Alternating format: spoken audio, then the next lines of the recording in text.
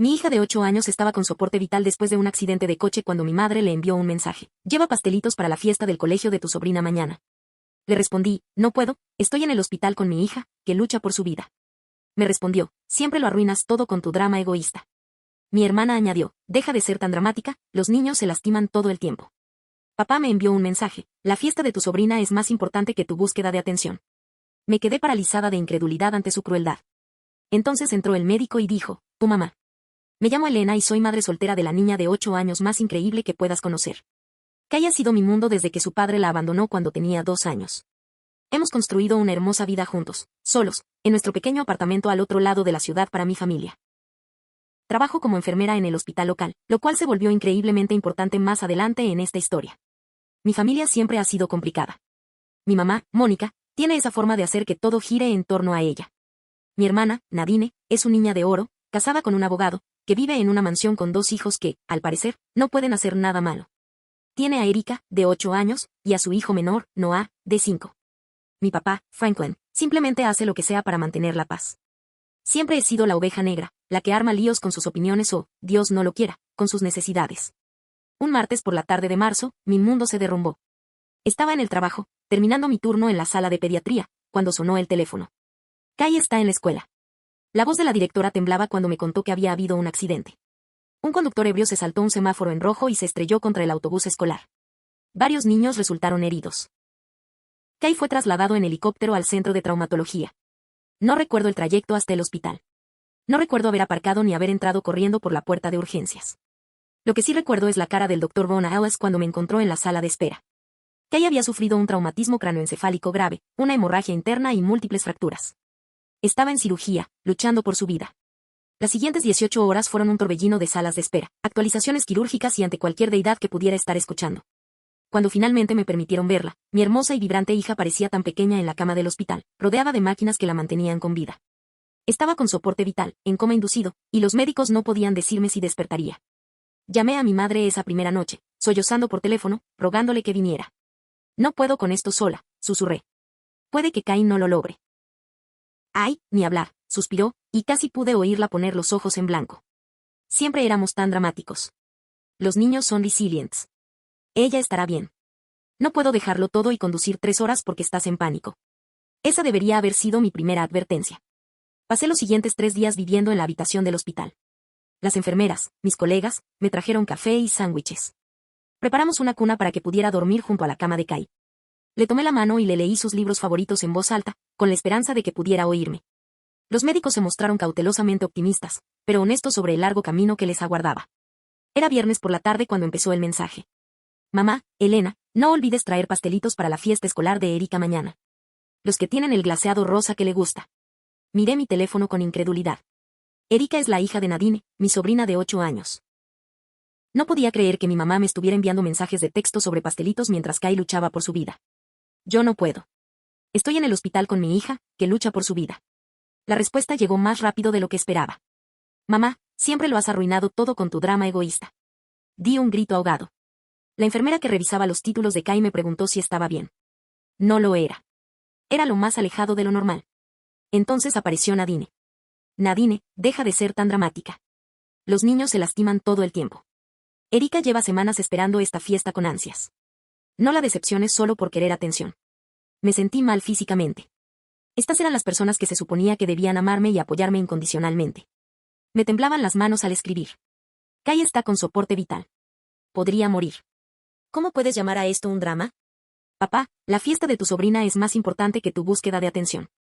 Siempre has tenido celos de la familia de Nadine. Deja de usar a tu hija para ganar compasión. Me quedé paralizada de incredulidad ante su crueldad. Mi propio padre acababa de acusarme de usar a mi hija moribunda para llamar la atención. Estaba mirando mi teléfono, con lágrimas en los ojos, cuando el Dr. Von Ellis entró en la habitación. Elena, dijo con dulzura, tengo noticias de tu mamá. Se me paró el corazón. ¿Le habría pasado algo a Mónica? A pesar de todo, seguía siendo mi madre. Le hicimos otra analítica a Kai, y hay algo que debes saber. Tu madre llamó al hospital esta mañana, diciendo ser la abuela de Kai. Intentó obtener información sobre su estado y... hizo una pausa, con aspecto incómodo. También preguntó sobre la herencia de Kai.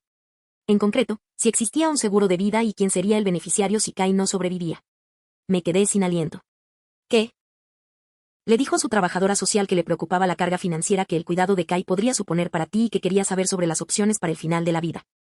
Elena, tengo que preguntarte, ¿hablaste con tu madre sobre suspender el cuidado de Kai? No. Casi grité. Nunca. Nunca lo haría. Ella es mi bebé. El doctor Rowan Ellis asintió rápidamente. No lo creía. Tu dedicación a Kai ha sido redimible. Pero necesitaba preguntar porque tu madre insistió bastante. Parecía saber mucho sobre tu situación financiera y no dejaba de mencionar lo caro que sería el cuidado de Kai. Todo empieza a encajar. Mi madre siempre había estado obsesionada con el dinero. Sabía que tenía un pequeño seguro de vida para Kai. Se lo comenté hace años, cuando conseguí trabajo en el hospital. También sabía que había estado pasando apuros desde que el padre de Kai dejó de pagar la manutención. Doctor, dije lentamente. ¿Qué dijo exactamente mi madre? Parecía incómodo. Hizo múltiples preguntas sobre los protocolos de muerte cerebral. ¿Cuánto tiempo solemos mantener a los pacientes con soporte vital y para qué sirve el proceso? Tomar decisiones difíciles.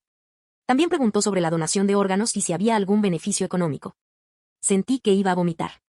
Mi madre había llamado al hospital donde trabajaba, donde mis compañeros me conocían, y básicamente me preguntaron sobre matar a mi hija por dinero. Fue entonces cuando decidí vengarme. Capturé todos los mensajes crueles. Luego hice algo impensable una semana antes. Empecé a documentarlo todo. Cada conversación, cada llamada, cada interacción con mi familia. A la mañana siguiente, Nadine llamó.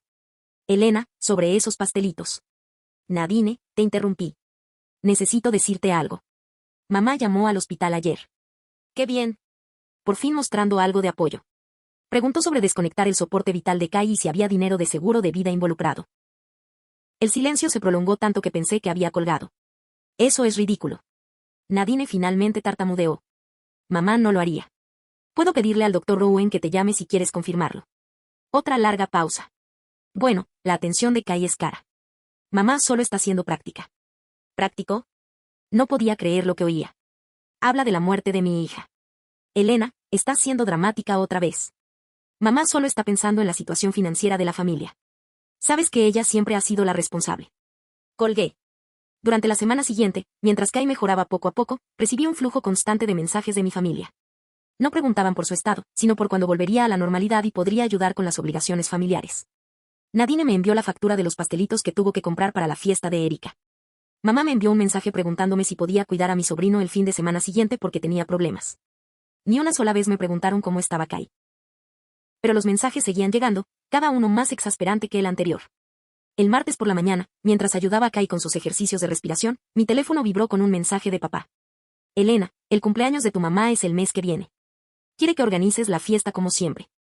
El club de campo está completo, así que tendrás que buscar otro sitio. Inspiré el mensaje con incredulidad. Faltaban 3 semanas para el cumpleaños de mi madre, y allí estaba yo, apenas durmiendo, viviendo de la comida de la cafetería del hospital y el café de la máquina expendedora, viendo cómo mi hija volvía a aprender a hablar correctamente después de su lesión cerebral, y querían que organizara una fiesta. El miércoles me llamó Nadine. Elena, sé que estás lidiando con el pequeño accidente de Kai, pero el recital de baile de Erika es este fin de semana. Te pidió específicamente que estuvieras allí porque siempre le llevas esas flores de chocolate que tanto le gustan. No puedes decepcionarla. Un pequeño accidente, repetí con una voz peligrosamente baja. Nadine, Kai estuvo en coma 3 semanas. Bueno, ya está despierta, ¿verdad? Los niños se recuperan. Estás dándole mucha importancia a esto. El recital de Erika también es importante. Volví a colgar, pero esta vez temblaba de rabia. Mi hermana acababa de calificar la experiencia cercana a la muerte de mi hija como un pequeño accidente y sugería que un recital de baile era igual de importante. Esa tarde, el doctor Bowman Ellis me encontró llorando en el salón familiar. Elena, ¿qué pasa? ¿Kai está bien? Está bien, dije. ¿Por qué me molestan los ojos? Es mi familia. Actúan como si nada. Como si la recuperación de Kai fuera un inconveniente para su agenda social. El doctor Bowman Ellis se sentó a mi lado. Elena, en mis 20 años de práctica, he visto familias gestionar el trauma de muchas maneras diferentes. Algunos se unen. Otros se desmoronan. Pero lo que hace tu familia. Este nivel de insensibilidad es inusual. Me enviaron una factura. Dije, riendo amargamente. Para cupcakes. Para una fiesta a la que no pude asistir porque estaba aquí, viendo cómo las máquinas mantenían con vida a mi hija. ¿Has considerado que quizás necesitas protegerte y cansarte de este tipo de toxicidad? Sus palabras me impactaron como un rayo. Protegernos. Sí, eso era justo lo que necesitaba hacer. Esa noche, empecé a llevar un registro detallado de cada interacción con mi familia. Anoté fechas, horas y citas exactas. Capturé todos los mensajes de texto crueles. Incluso empecé a grabar llamadas telefónicas, lo cual es legal en nuestro estado siempre que una de las partes pueda percibir. El jueves me llegó la revelación más impactante hasta la fecha. Kai es fisioterapeuta. Ángela, apártame después de la sesión de Kai. Elena, necesito preguntarte algo, y por favor, no te ofendas. ¿Diste permiso a alguien para que llamara y preguntara sobre el plan de tratamiento de Kai? Me dio un vuelco el estómago. ¿A qué te refieres? Preguntó sobre el tiempo de recuperación de Kai, cuánto costaría la atención continua y si podría tener discapacidades a largo plazo que requieran un tratamiento costoso. Ángela, explícamelo con cuidado. También preguntó sobre opciones de atención domiciliaria y programas para familias con discapacidades permanentes. Parecía que estaba más preocupada por el peor de los casos que por la recuperación. Me sentí mal. ¿Qué le dijiste? Nada. No podemos dar información de pacientes sin consentimiento escrito. Pero Elena, la pregunta que hacía no era la de alguien que espera recuperarse. Eran las preguntas de alguien que planeaba el fracaso. Esa noche, llamé al defensor del paciente del hospital y grabé el incidente. Me aseguraron que no se había divulgado ninguna información, pero también me sugirieron que agregara una contraseña al archivo de Kai para evitar futuras consultas no autorizadas. El viernes por la mañana, estaba ayudando a Kai con su desayuno cuando sonó mi teléfono. Era mi tía Gaffney, la hermana de mi madre, llamando desde 2 estados de distancia. Elena, cariño, me acabo de enterar del accidente de Kai. Lo siento mucho. ¿Cómo estaba? Por primera vez en semanas, escuché preocupación genuina en la voz de un familiar. Empecé a llorar mientras le contaba sobre el progreso de Kai. Es una noticia maravillosa, dijo Gaffney. Quería llamar antes, pero Mónica me dijo que no querías que te molestaran con llamadas familiares. Dijo que te estabas encargando de todo y que no necesitabas ayuda. Se me heló la sangre. En Gaffney, nunca dije eso. He estado pidiendo apoyo. Hubo una larga pausa. Elena, ¿qué les ha estado contando Mónica exactamente? Resultó que mi madre había estado llamando a familiares, amigos de la iglesia y conocidos de la familia, diciéndoles que yo estaba manejando la situación de Kai y que no quería visitas ni llamadas porque estaba muy orgullosa de esos asuntos familiares. Había estado impidiendo activamente que la gente se acercara para apoyarnos. Me dijo que estabas exagerando con todo el asunto. Gaffney continuó. Dijo que Kai ya tuvo una conmoción cerebral leve y que le estabas aprovechando para llamar la atención. Elena, lo siento mucho. Si hubiera sabido lo grave que era esto. Le ha estado mintiendo a todo el mundo.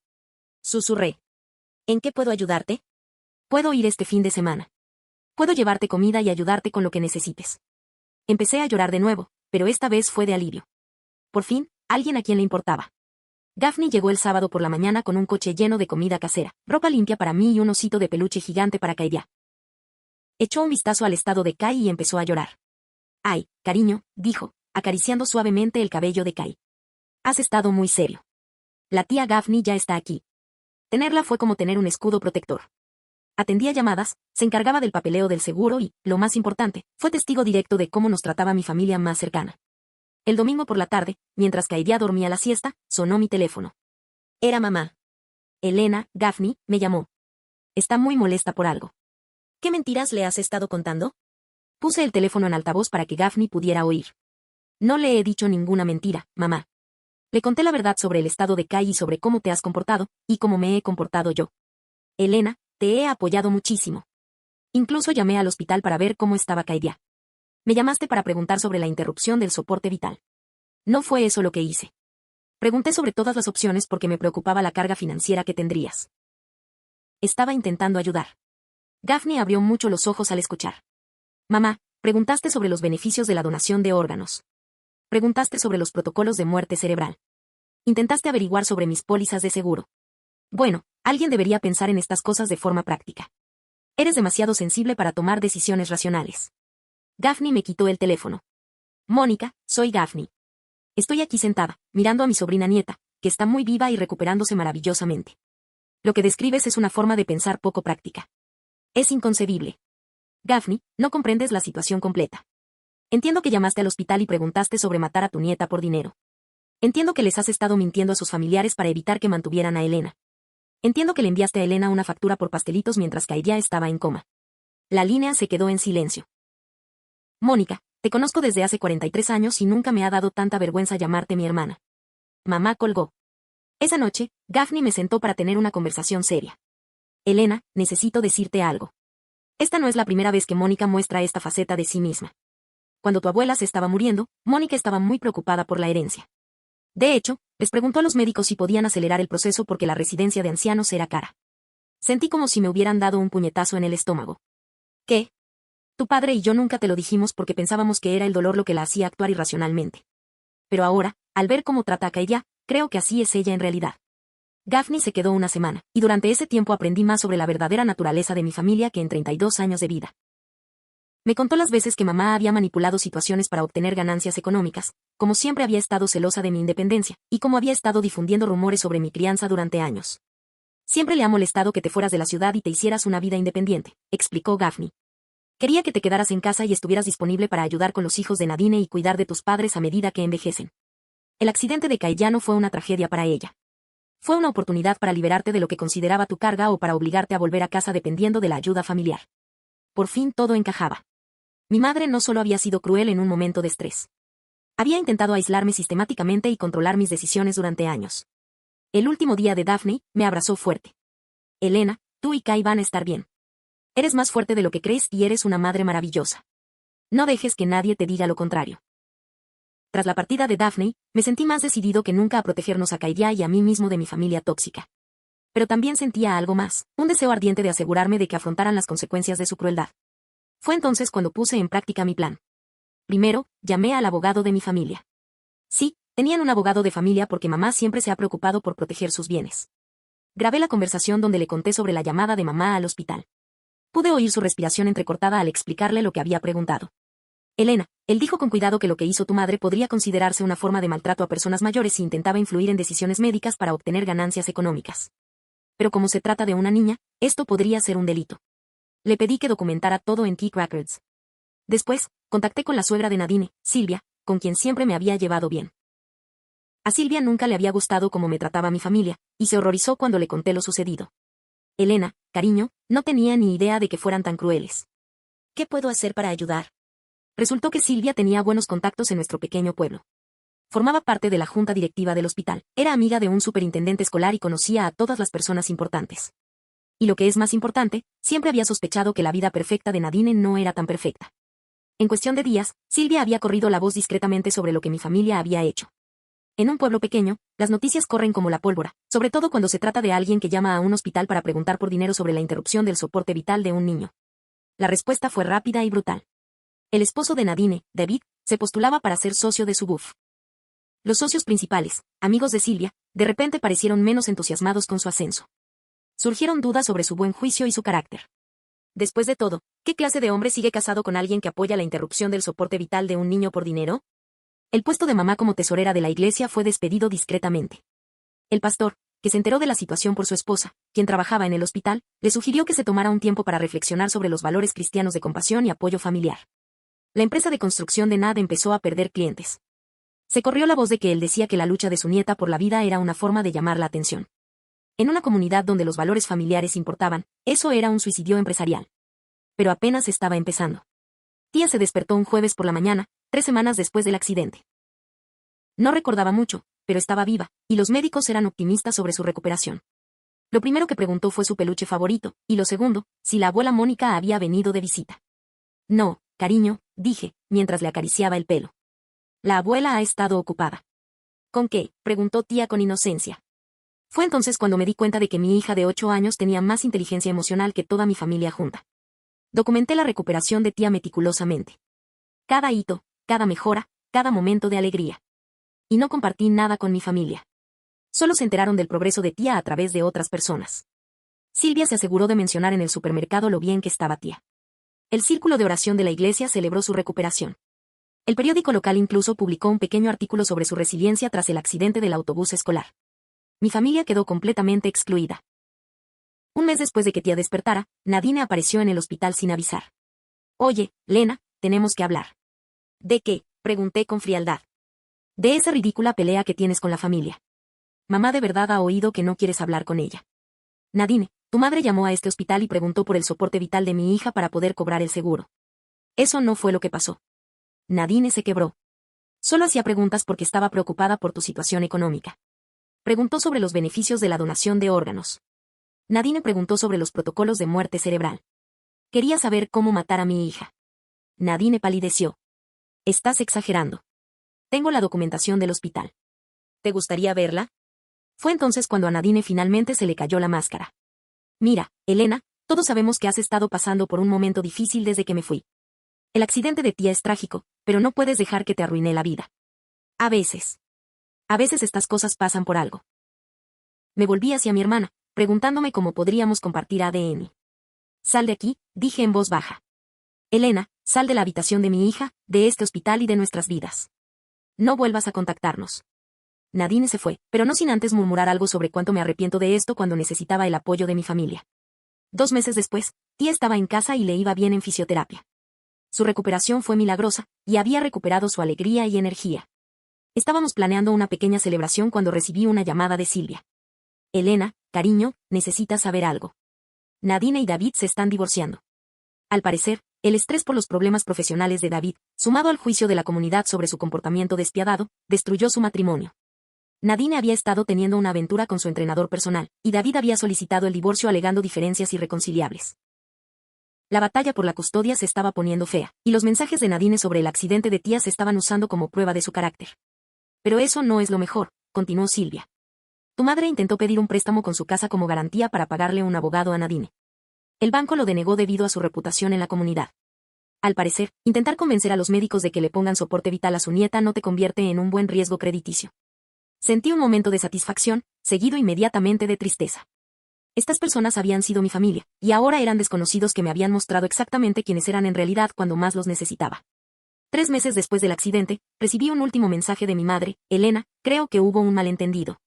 Nunca quise lastimar a nadie. Tía es mi nieta y la amo. ¿Podemos hablar, por favor? Le di vueltas a ese mensaje durante mucho tiempo. Una parte de mí quería perdonarla, fingir que nada de esto había pasado, recuperar a mi familia.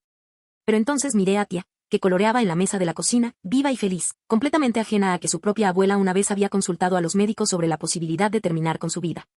Borré un mensaje sin responder. 6 meses después, nuestra nueva vida era mejor de lo que podría haber imaginado.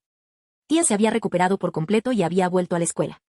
Las otras familias del accidente de autobús se habían convertido en una segunda familia para nosotros. Nos entendíamos de una manera que mi familia biológica jamás pudo. Silvia me presentó a su hijo, un enfermero pediátrico que trabajaba en un hospital infantil del centro. Dean fue amable, paciente y maravilloso con tía. Llevábamos 8 meses de novios y Taí lo adoraba. Pero también recibí una herencia inesperada de mi tía abuela Margaret, por parte de mi padre. Una mujer a la que solo había visto un par de veces, así que al parecer me dejó su pequeña casa y sus ahorros porque recordaba lo mucho que le dedicaba a mi hija cuando nos veíamos en las reuniones familiares. El momento no pudo haber sido más oportuno. Pero la venganza final llegó de una fuente inesperada. La maestra de tía, la señora Rodríguez, me llamó una tarde. Elena, quería contarte que Eric ha estado haciendo muchas preguntas sobre el accidente de tía. Les ha contado a los demás niños que su abuela dijo que tía lo estaba tomando para llamar la atención. Pensé que debería saberlo. Me rompió el corazón por mi sobrina. Solo repetía lo que había oído en casa, pero los demás niños empezaban a evitarla. Al intentar envenenar a la gente contra mí y tía, mi familia había aislado accidentalmente a su propia hija. Mientras tanto, las consecuencias del comportamiento de mi familia seguían extendiéndose por nuestro pequeño pueblo como un reguero de pólvora. Silvia había estado compartiendo información estratégicamente con personas clave de la comunidad, y la respuesta fue más severa de lo que había previsto. La primera consecuencia grave afectó al esposo de Nadine, David. Su bufete se especializaba en derecho de familia, y varios clientes de alto perfil habían solicitado discretamente otros abogados tras enterarse del trato que la familia daba a tía. El socio principal, el señor Blackwood, llamó a David a su oficina para lo que David describió posteriormente en Nadine como la conversación más humillante de mi carrera. David, había dicho el señor Blackwood, la reputación de nuestro bufete se basa en la confianza y los valores familiares. Cuando los clientes se enteran de que su esposa y su suegra estaban discutiendo la interrupción del soporte vital de un niño por razones económicas, esto plantea serias dudas sobre su buen juicio y su carácter. David intentó explicar que no había participado en esas conversaciones, pero el señor Blackwood lo interrumpió. El hecho de que usted guarde silencio mientras su esposa calificaba de dramáticas las lesiones que amenazaban la vida de su sobrina nos dice todo lo que necesitamos saber sobre sus valores. Reestructuraremos tu puesto en la firma. David fue degradado de socio a asociado, lo que arruinó su futuro profesional. Al mismo tiempo, mi madre afrontaba sus propias consecuencias. La junta de la iglesia convocó una reunión de emergencia para tratar su puesto como tesorera. El pastor Williams, un hombre con experiencia que siempre había apoyado a familias con dificultades, se enfureció al enterarse de la llamada de mamá al hospital. Mónica, dijo durante la reunión, nuestra iglesia se basa en el cuidado de los vulnerables, especialmente los niños. Lo que hiciste va en contra de todo lo que defendemos. Pero mamá no se iba a rendir sin luchar. Apareció en el hospital 5 semanas después de mi enfrentamiento con Nadine exigiendo ver a tía. Soy su abuela. le dijo al guardia de seguridad. Tengo derechos. El guardia de seguridad llamó a la sala de pediatría donde trabajaba mi amiga y colega, la enfermera Janet. Elena puso una orden de no contacto en el expediente. Janet avisó a seguridad. A Monica Thompson no se le permite ver a tía bajo ninguna circunstancia. Su madre armó tal escándalo en el vestíbulo que la seguridad del hospital tuvo que escoltarla fuera. El incidente fue presenciado por decenas de personas, entre ellas varias enfermeras y miembros de la comunidad. La noticia se corrió rápidamente por nuestra comunidad interconectada. Al día siguiente, recibí una llamada de la señora Peterson, la exmaestra de Tai. Elena, quería contarte que tu madre vino a la escuela ayer. Estaba haciendo preguntas sobre el comportamiento de tía antes del accidente, intentando sugerir que tenía problemas de conducta que podrían haber contribuido al accidente de alguna manera. Me quedé sin palabras. ¿Qué? Estaba buscando información que también pudiera usar. No sé. ¿Culpar a tía por lo que pasó? El director le pidió que se fuera. Elena, ¿qué le pasa a tu familia? Fue entonces cuando me di cuenta de que mamá no solo estaba siendo insensible. Intentaba activamente construir una narrativa que justificara su comportamiento anterior. Si lograba convencer a la gente de que tía era problemática o de que yo no era una buena madre, sus sugerencias de interrumpir el soporte vital parecerían razonables en lugar de absurdas. Llamé a mi amiga abogada de la Junta del Hospital, María Santos, y le conté los últimos acontecimientos. Elena, lo que hace tu madre podría considerarse acoso y difamación. Intenta dañar su reputación y crear una narrativa falsa sobre el accidente de tía. Necesitamos documentarlo todo. María me ayudó a obtener una orden de alejamiento formal contra mi madre. La documentación detallaba cada contacto inapropiado, cada mensaje cruel y cada intento de interferir con el cuidado de tía. La audiencia para la orden de alejamiento se programó para 2 semanas después. Cuando el juez revisó las pruebas, incluyendo la documentación del hospital sobre las preguntas inapropiadas de mamá y el patrón de acoso, su rostro se endureció. Señora Thompson, le dijo a mi madre en la audiencia, su comportamiento hacia su hija y nieta durante esta crisis médica demuestra una preocupante falta de empatía y juicio. Se concede esta orden de alejamiento, y la extiendo para incluir al señor Thompson, con base en su acoso documentado en el hospital. El periódico local, que normalmente solo cubría deportes de preparatoria y reuniones del Consejo Municipal, publicó un breve artículo que estaba a punto de forzar la orden. No mencionaron nombres, pero en un pueblo de 15.000 habitantes, todos sabían de quién se trataba. Las consecuencias sociales fueron rápidas y despiadadas. Los clubes de bridge semanales de mamá se dieron cuenta de repente de que no tenían sitio para ella en la mesa. El club de lectura del que había formado parte durante 8 años dejó de devolverle las llamadas. Incluso los dependientes del supermercado, que siempre habían sido amables, empezaron a tratarla con frialdad. Nadine, mientras tanto, lidiaba con su propia cascada de problemas. Su romance con su entrenador personal se hizo público y David solicitó el divorcio, pero la batalla por la custodia fue donde se desató el verdadero drama. El abogado de David había obtenido copias de todos los mensajes de texto de Nadine sobre el accidente de Kai. Durante la audiencia de custodia, los leyó en voz alta en audiencia pública. Su señoría, quisiera presentar pruebas del carácter y el buen juicio de la señora Richardson. Mientras su sobrina de 8 años luchaba por su vida en el hospital, la señora Richardson envió el siguiente mensaje de texto a su hermana, dejando de ser tan dramático, los niños se lastiman todo el tiempo. La expresión del juez se endureció a medida que el abogado de David seguía leyendo los mensajes. Cuando llegó a la parte sobre que los pastelitos eran más importantes que la vida de Kai, varias personas en la sala del tribunal quedaron boquiabiertas. Además, su señoría, la señora Richardson apoyó las gestiones de su madre para terminar con la manutención del niño por razones económicas. Esto demuestra un patrón de priorizar las preocupaciones materiales sobre el bienestar de los niños. El abogado de Nadine intentó argumentar que los mensajes se habían sacado de contexto, pero el daño ya estaba hecho. El juez le otorgó a David la custodia principal de ambos hijos, mientras que Nadine solo recibió visitas supervisadas hasta que completara las clases de crianza y la terapia. El caso judicial se hizo público, y los detalles rápidamente se convirtieron en tema de conversación. Silvia, quien había orquestado estratégicamente gran parte de las consecuencias sociales, se aseguró de que las personas adecuadas supieran de la humillación de Nadine en el tribunal. Mientras tanto, la empresa de construcción de mi padre sufría las consecuencias más dramáticas de todas. Warren había difundido que, según él, la lucha de su nieta por la vida era una búsqueda de atención, y en una comunidad donde los valores familiares eran primordiales, eso era un suicidio empresarial. Su principal cliente, Riverside Development Company, canceló el importante contrato por valor de $200,000. El director del proyecto, cuya hija había resultado herida en una escuela el año anterior, supuestamente estaba indignado por el comportamiento del padre. No puedo incluir el trabajo de conciencia con alguien que abandonaría a su familia durante una crisis médica. Le contó a mi padre durante una tensa llamada telefónica que varias personas escucharon. Otros clientes siguieron su ejemplo durante los meses siguientes. La iglesia metodista canceló su proyecto de renovación. La junta escolar de Candy eliminó la empresa de papá de su lista de contratistas aprobados. En 6 meses, su negocio había perdido más del 60% de sus ingresos. Papá intentó solucionar la situación contactándome directamente y se presentó en el hospital una tarde mientras visitaba a tía durante su sesión de fisioterapia. Inlana, tenemos que hablar. Dijo, bloqueándome el paso en el pasillo. No deberías estar aquí. Respondí con frialdad. La orden de alejamiento también te cubre. Esto ha ido demasiado lejos. Tu madre cometió un error, pero estás destruyendo a toda la familia por ello. Yo no estoy destruyendo nada, papá. Estoy protegiendo a mi hija de quienes le pidieron a los médicos que la mataran por dinero. No fue así, y lo sabes. ¿Y entonces cómo fue? Por favor, explícame cómo preguntar sobre los beneficios de la donación de órganos y los protocolos de muerte cerebral fue algo más que intentar sacar provecho de la muerte de mi hija. Papá se puso rojo. Estás siendo dramático, como siempre. Ahí ya lo está, ¿verdad? Tu madre solo intentaba ser práctica en una situación difícil. Sal, dije en voz baja. Salgan antes de que llame a seguridad. No pueden alejarnos de tía para siempre. Es nuestra nieta. Mírame. Ese encuentro fue presenciado por varios miembros del personal del hospital, incluido el Dr. Rowan Ellis, quien luego me dijo que nunca había visto un ejemplo tan claro de abuso emocional. Inlana, la forma en que tu padre minimizó el trauma de tía e intentó manipularte sobre el comportamiento de tu madre. Eso es manipulación emocional de manual. Tienes toda la razón en protegerte a ti y a tía de esa toxicidad. Pero las consecuencias para mi familia aún no habían terminado. Las consecuencias más dramáticas aún estaban por llegar.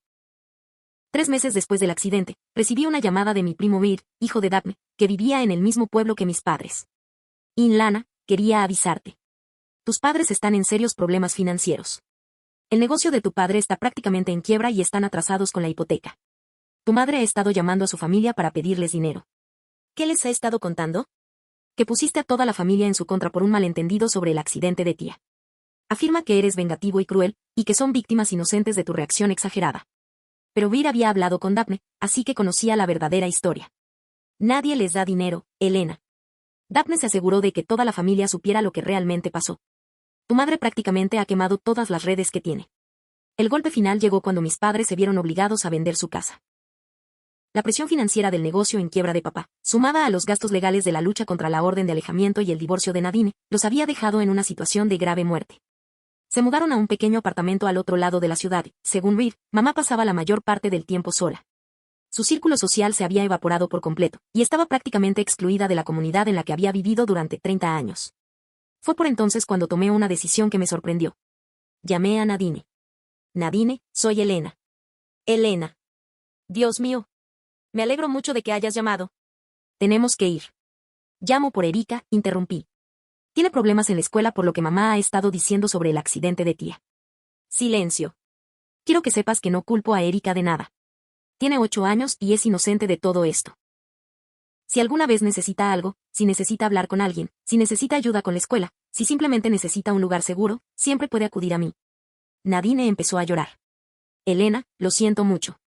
Sé que manejamos todo mal. Sé que mamá se pasó de la raya.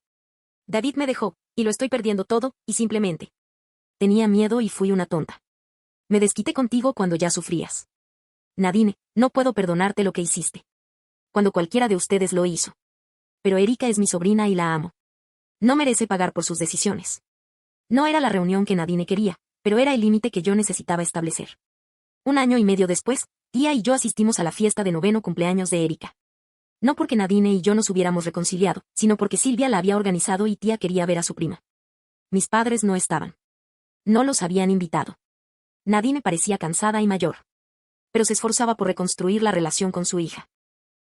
Me agradeció en voz baja por haber estado ahí para Erika durante el divorcio de sus padres. Sé que no merezco perdón. Dijo, pero gracias por ser la persona más grande. Asentí, pero no respondí. Hay cosas que no se pueden perdonar, incluso cuando entiendes por qué sucedieron. Al irnos, Erika corrió hacia tía y hacia mí. Luego hacia Elena. Lamento lo que dijo la abuela Mónica sobre tía. Sé que no pensaba que la lastimarían. Me alegra que esté bien. Me arrodillé y abracé a mi sobrina. Gracias, cariño. Significa mucho para mí. Mirando hacia atrás ahora, 18 meses después, me di cuenta de que el accidente y la respuesta de mi familia lo cambiaron todo. Me mostró con quién podía contar realmente, y no era con quienes compartían mi sangre. Eran las enfermeras que me traían café a las 3 de la mañana, los médicos que lucharon por salvar a mi hija, la comunidad que nos apoyó y la nueva familia que construimos de las cenizas de la anterior. Tía está prosperando. Ya está aquí. Por favor, deténganla. Y quiere ser doctora cuando sea mayor para poder ayudar a niños como el doctor Ronellus me ayuda a mí. Ha tenido que esforzarse mucho en fisioterapia y logopedia para recuperarse por completo, pero su determinación ha sido increíble. Ha encontrado lagunas en la memoria de la época del accidente, lo cual, según los médicos, es normal y probablemente protector. Dean y yo nos casamos la primavera pasada, unos 15 meses después de conocernos, en una ceremonia sencilla. Tía fue nuestra damita de honor y Silvia me acompañó al altar. Mi familia biológica no fue invitada, pero nuestra familia elegida llenó todos los asientos. A veces me preguntan si me arrepiento de haber cortado lazos con mis padres y mi hermana. La respuesta es no. Me mostraron exactamente quiénes eran cuando más los necesitaba. Priorizaron la fiesta escolar sobre mi hija moribunda. Consultaron a los médicos sobre la posibilidad de quitarle la vida por dinero. Llamaron a su lucha por la vida un trauma que buscaba atención. La venganza que obtuve fue elaborada o dramática. Simplemente los dejé afrontar las consecuencias naturales de sus decisiones. Cuando les muestras a las personas quién eres realmente, tienden a reaccionar en consecuencia. La reputación de mi familia en nuestra corta vida quedó destruida no por nada que yo hiciera, sino por sus propias acciones y palabras. Aprendí que a veces la mejor venganza es simplemente vivir bien y proteger a quienes más importan. Tía y yo hemos construido una vida hermosa rodeadas de personas que nos aman incondicionalmente. Estamos felices, sanos y completos. Y nunca hemos necesitado esos pastelitos. ¿La ironía final? Hace 6 meses, a mi madre le diagnosticaron cáncer de mama en etapa temprana. Está bien y el pronóstico es excelente, pero me contactó para preguntarme si podía ayudarla con su cuidado, ya que la familia debe mantenerse unida durante una crisis de salud. Le respondí un mensaje de texto: no puedo, estoy ocupada con mi familia. Además, seguro que tus amigos de la iglesia pueden ayudar. Después de todo, las familias que priorizan las fiestas escolares sobre los niños moribundos probablemente tengan ideas diferentes sobre qué constituye una emergencia. Nunca recibí respuesta. Tía me preguntó hace poco si algún día conocerá a sus otros abuelos. Le dije la verdad, pero a veces la gente toma decisiones que lastiman a quienes se supone que debe amar, y cuando eso sucede, está bien amarlos a distancia para protegerse. Pero tenemos a la abuela Silvia, dijo tía, refiriéndose a la madre de Jean, quien nos abrazó por completo después de que Jean y yo nos pusiéramos serios. Y el tío Choni y la tía Marie, los hermanos de Jean, se habían convertido en la tía y el tío Kia que siempre se habían merecido. Sí, acepté. Teníamos una familia maravillosa. Pero no la misma con la que empezamos, dijo tía con la sabiduría de una niña que aprendió desde pequeña que las familias son de todo tipo. Pero no era la que teníamos al principio y que yo confirmé. Esa noche, mientras arropaba a Taí, me preguntó: Mami, ¿estás feliz? Miré a mi hija, viva, sana, a salvo y rodeada de amor, y me di cuenta de que nunca había sido más feliz en mi vida. Sí, cariño. Estoy muy feliz. Y lo decía en serio. A veces la familia que eliges es mejor que la familia en la que naces. A veces, alejarse de las personas tóxicas, incluso si son parientes consanguíneos, es lo más sano. Y a veces, la mejor venganza es simplemente negarse a dejar que la gente cruel te robe la alegría. Tía y yo aprendimos que no necesitábamos personas que nos abandonaran en nuestros momentos más difíciles. Necesitábamos gente que viniera con café y sándwiches y nos dijera que todo iba a ir bien. Encontramos a esas personas. Construimos una vida con ellas, y vivimos felices para siempre, un día a la vez. Al parecer los cupcakes nunca fueron importantes en absoluto.